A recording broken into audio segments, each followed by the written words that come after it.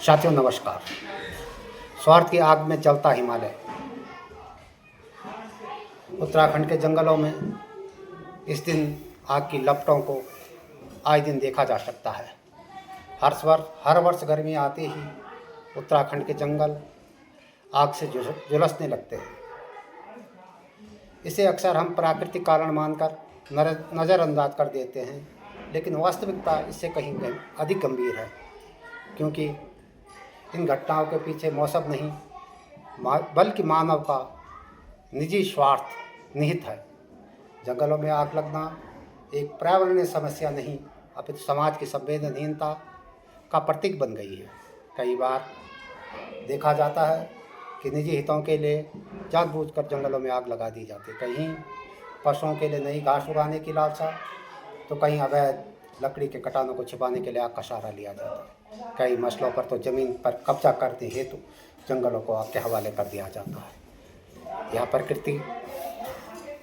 प्रकृति और प्रवृत्ति केवल कानून का उल्लंघन नहीं, बल्कि एक सामाजिक बुराइयाँ भी है।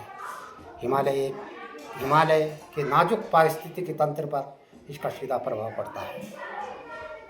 इन जंगलों में दुर्लभ जड़ी बूटी, वन्य जीव, विविध प्रकार की वनस्पतियाँ पाई जाती है। जब जंगलों में आग लगती है तो यह सब नष्ट हो जाती है, जो आने वाली पीढ़ियों पर भी असर डालती है। वनों में आग लगना एक गंभीर समस्या है। इससे जहाँ वनस्पति, जीव जंतु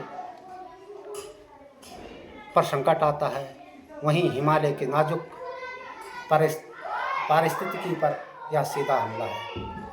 हिमालय के जंगल पेड़ों का समूह नहीं, बल्कि पूरे क्षेत्र के पर्यावरणीय संतुलन के रक्षक है। वनों में आग का एक गंभीर प्रभाव हिमालय के जल स्रोतों पर भी पड़ता है।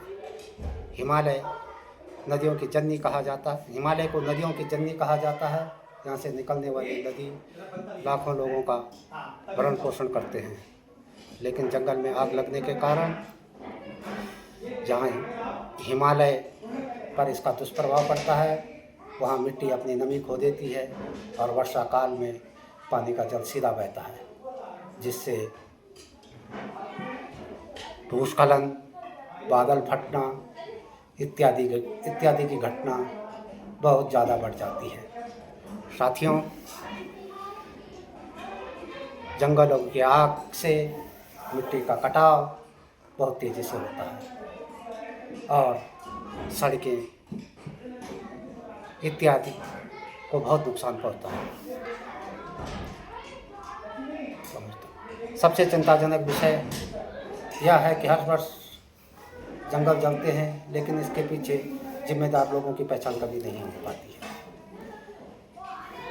प्रशासन को चाहिए कि जो लोग इसमें संलिप्त है उन पर सीधी कार्रवाई की जाए और सुनिश्चित किया जाए कि जंगलों की रक्षा हो पाए, क्योंकि बंद रहेंगे तो इंसानी सभ्यता रहेगी, अन्यथा यह सीधा हमला इंसानी सभ्यता पर है।